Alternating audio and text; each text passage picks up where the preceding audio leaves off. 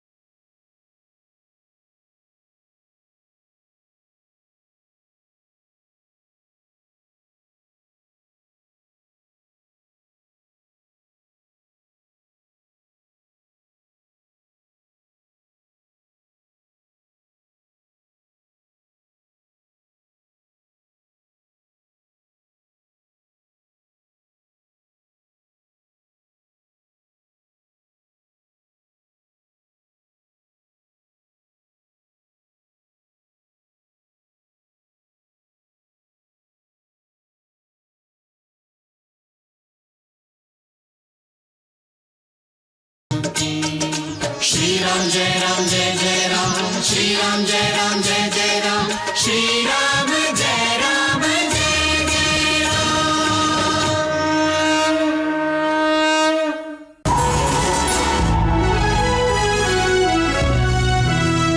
जय श्री राम।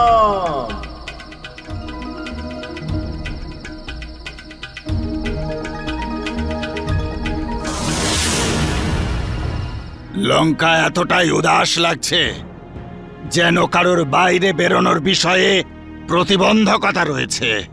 যে নগরীর চার মহাবলী রাজপুত্র যুদ্ধে মারা গেছে সেই নগরী উদাস তো হবেই। তাহলে কি রাবণ যুদ্ধবিরামের ঘোষণা করবে? রাবণ এখন কি ভাবছে এর উত্তর আমার মিত্রের গুপ্তচরই এখন দিতে পারবে। প্রভু, গুপ্তচর তো পাঠানো হয়েছে, কিন্তু এখনো কোনো সংবাদ এসে পৌঁছয়নি।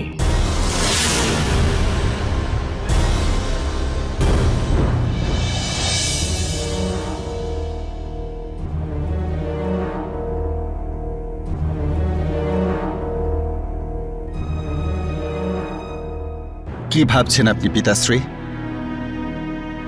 আপনি এখনো পর্যন্ত কালকের যুদ্ধের জন্য আমাকে আদেশ পাঠাননি কেন?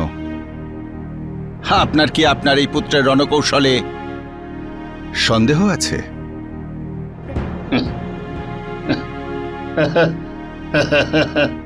সন্দেহ? তাও তোমার উপরে পুত্র, যে কিনা ইন্দ্রের ওই বজ্রকে নিস্তেজ করে দিয়েছিল, দেবাসুর সংগ্রামে নিজের পরাক্রমের দ্বারা পরাজয়কে বিজয় উত্তীর্ণ করেছিল। তবে আমায় যুদ্ধভূমিতে যাবার আদেশ দিন পিতাশ্রী। পুত্র ইন্দ্রজিৎ, তুমি লঙ্কার সবচাইতে মজবুত প্রাচীর, শেষ পর্যন্ত তোমাকে রক্ষা করতে হবে। যদি তোমার কিছু হয়ে যায় তাহলে এই লঙ্কা অনাথ হয়ে যাবে। আপনি থাকতে এই লঙ্কা কখনো অনাথ হবে না পিতাশ্রী। আজ এই লঙ্কার সম্মান প্রশ্ন চিহ্নে দাঁড়িয়ে। এ সম্পূর্ণ অসুর জাতির সম্মানের প্রশ্ন, আর তার রক্ষা করার জন্যে শুধু আপনি আর আমিই রয়েছি।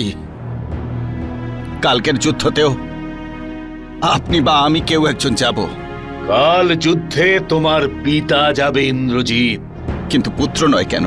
ইন্দ্রজিৎ, তুমি রাক্ষস জাতির ভবিষ্যৎ, আর ভবিষ্যৎকে রক্ষা করা এটাই হলো বর্তমানের ধর্ম। এটা এক পিতার মোহ বলছে, কিন্তু পুত্রের ধর্ম তা বলে না। সে কেমন পুত্র যে তার পিতার কাজে লাগে না? ইন্দ্রজিৎ থাকতে আপনাকে যেতে হলে তাহলে ধিক্কার নিজেকে। আর তাছাড়া ওই দিন আপনার স্বয়ং যুদ্ধক্ষেত্রে যাওয়া আমার উচিত মনে হয়নি পিতাশ্রী। পিতাশ্রী, যারা এই লঙ্কার জন্য নিজেদের প্রাণ বলিদান করেছে, আমি তাদের প্রাণ ফিরিয়ে আনতে পারবো না জানি, কিন্তু আপনি বিশ্বাস করুন, তাদের জন্য আমার প্রতিশোধের আগুন আরো দ্বিগুণ হয়ে উঠেছে। আমার অস্ত্রশস্ত্র ওই রাম, লক্ষ্মণ, হনুমান, অঙ্গদ আর সম্পূর্ণ বানর সেনাকে বধ করবার জন্য উদ্গ্রীব হয়ে রয়েছে। আপনি আমাকে আশীর্বাদের সঙ্গে আজ্ঞা দিন। যাও পুত্র, যাও, আর বিজয়ের পতাকা উড়িয়ে দিয়ে ফিরে এসো। যাও। তাই হবে পিতাশ্রী। কাল সূর্যাস্তের পূর্বে আমি ওই সূর্যবংশীয়দের সূর্যকে অস্তমিত করেই ফিরব।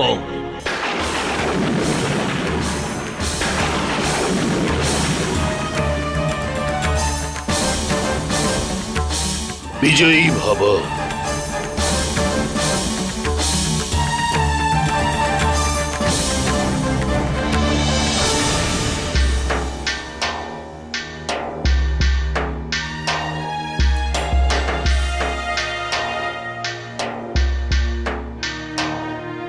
সুলোচনা,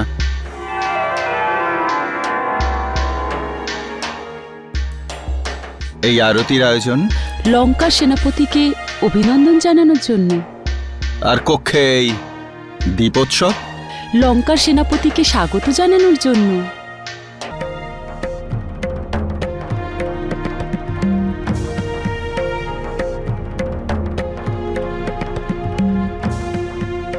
সেনাপতি ইন্দ্রজিতের জয়। সেনাপতি ইন্দ্রজিতের জয় হোক।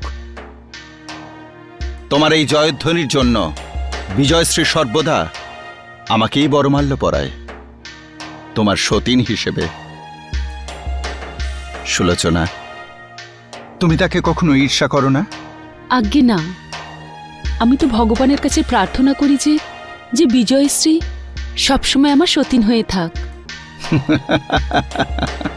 লঙ্কাতে শোক ছেয়ে গেছে সীতা।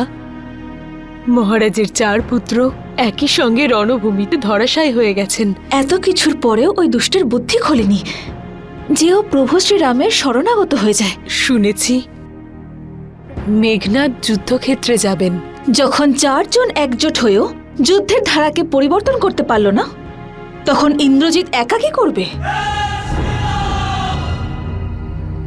মহারাজ সুগ্রীব, শত্রুপক্ষের থেকে যতক্ষণ আক্রমণ না হচ্ছে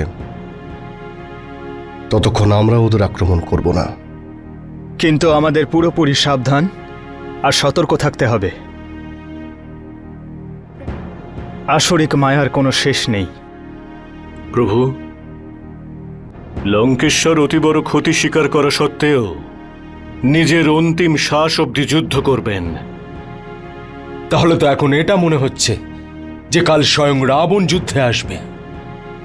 এমনিতেও এখন লঙ্কায় এমন কোন যোদ্ধা বাকি আছে যার মধ্যে যুদ্ধ সঞ্চালনা করার শক্তি আছে?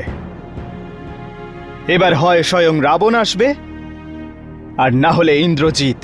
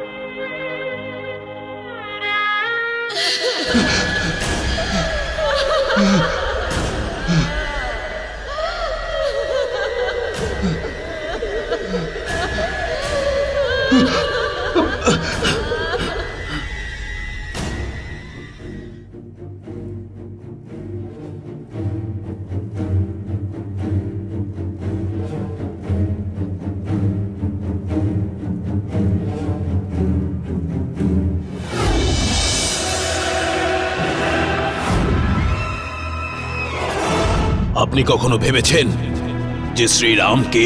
শত্রুকে শ্রী বলো না কুম্ভকর্ণ। ভ্রাতাশ্রী, চোখ বন্ধ করে রাখলেই সূর্যের প্রকাশ লুপ্ত হয়ে যায় না। আর ত্রিলোকের স্বামী শ্রী নারায়ণকে শ্রীরাম তো বলতেই হবে। যদি আমি রণভূমিতে মৃত্যু লাভ করি, তাহলে আপনি শ্রীরামকে ভগবান মেনে তার শরণে চলে যাবেন।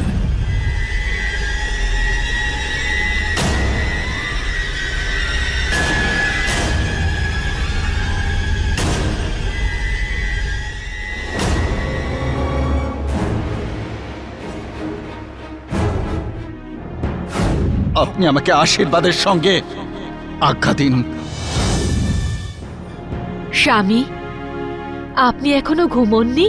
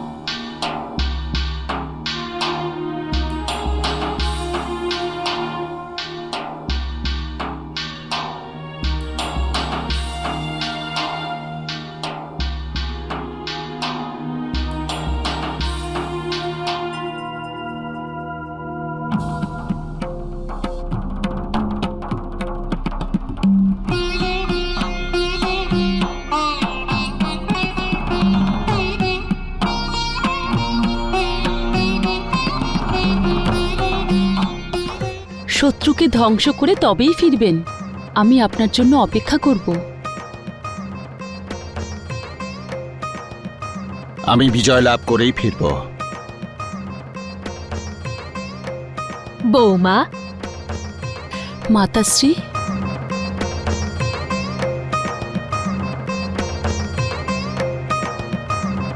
প্রণাম। মাতা, আমি আপনার আশীর্বাদ নিতে আপনার কাছেই যাচ্ছিলাম। আয়ুষ্মান ভব পুত্র। ঈশ্বর করুন আমার আয়ু তুমি পাও। আয়ুর নয়, বিজয়ের বরদান চাই মাতা। যদি ঈশ্বরের পরে মায়ের স্থান হয়ে থাকে, তাহলে মায়ের এই আশীর্বাদ যে আমার পুত্র মেঘনাদ রণভূমি থেকে বিজয়ী হয়ে ফিরবে। এবার এই মেঘনাদকে কেউ পরাস্ত করতে পারবে না। পিতাশ্রী, আমায় আশীর্বাদ করুন। বিজয়ী ভব। আশীর্বাদ দিয়েছে মাতা ত্রিজটা, যে স্বয়ং রঘুনন্দনের কাছে পরাজিত হয়ে ফিরে এসেছে, তার আশীর্বাদে ইন্দ্রজিৎ কি করে জয়লাভ করবে?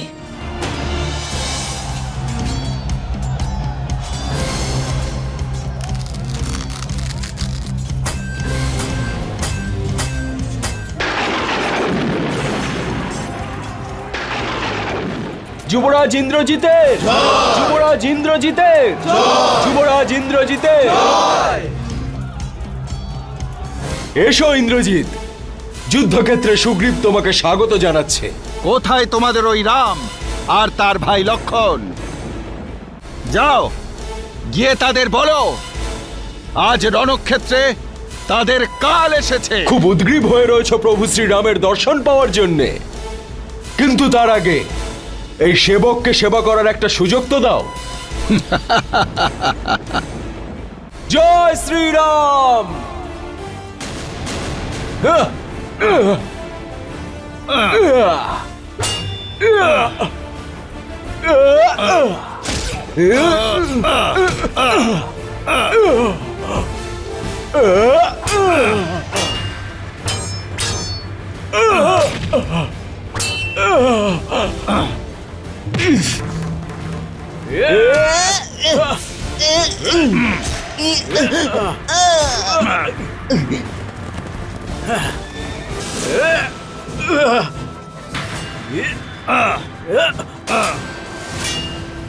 অঙ্গদ, আমার লক্ষ্য তুই নয়, তাই প্রাণ বাঁচিয়ে পলায়ন কর। আজ আমি আমার ভ্রাতা অতিকায়ের ঘাতক ওই লক্ষণকে যমলোকে পৌঁছে দিতে এসেছি। যাও আর গিয়ে তাকে বলো যে ইন্দ্রজিৎ তাকে আহ্বান করছে।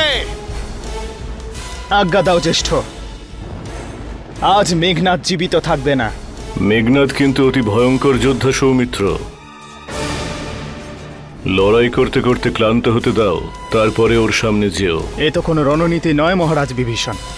যুদ্ধের শুধু একটাই নীতি হয় সৌমিত্র, শত্রুর বিরুদ্ধে জয়লাভ করা। কিন্তু তা অনীতির পথে হেঁটে নয়। লক্ষণ, আমি তোমাকে শান্ত থাকতে বলে তোমার উৎসাহ নষ্ট করতে চাই না। আমি তোমাকে সাবধান হতে বলছি যে আবেগ আর উৎসাহের মধ্যে পার্থক্য থাকে। তুমি ভেবে চিন্তে যুদ্ধ করবে আর সর্বদা তুমি ধৈর্য রাখবে। যাও। যথা আজ্ঞা জ্যেষ্ঠ।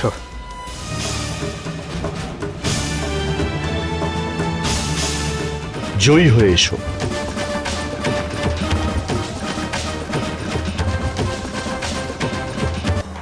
সুগ্রীব আর অঙ্গদ তো সম্মুখ থেকে পলায়ন করলো, কিন্তু লক্ষণ সামনে আসছে না কেন? কোথায় থাকতে পারে? কোথায় তুমি লক্ষণ? প্রলাপ বকা বন্ধ কর ইন্দ্রজিৎ, যুদ্ধ কর। জয় শ্রীরাম।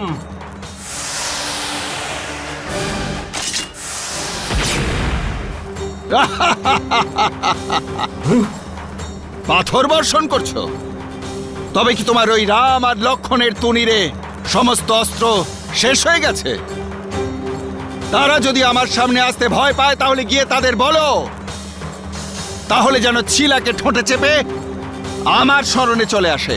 ইন্দ্রজিৎ,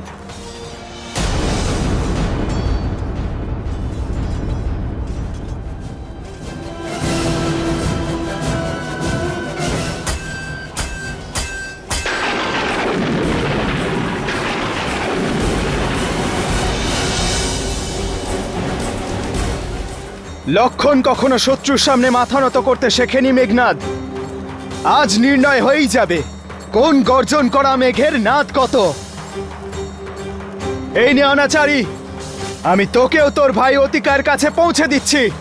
এসো লক্ষণ, আমি বহুক্ষণ ধরে তোমার প্রতীক্ষাতেই আছি। নাও সাবধান।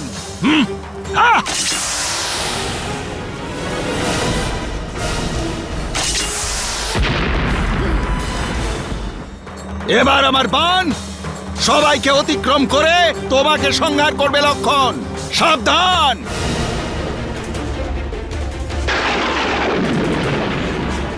এবার আমার এই বাণে সম্পূর্ণ বানর সেনা শুকনো পাতার মতো উড়ে যাবে। সাবধান।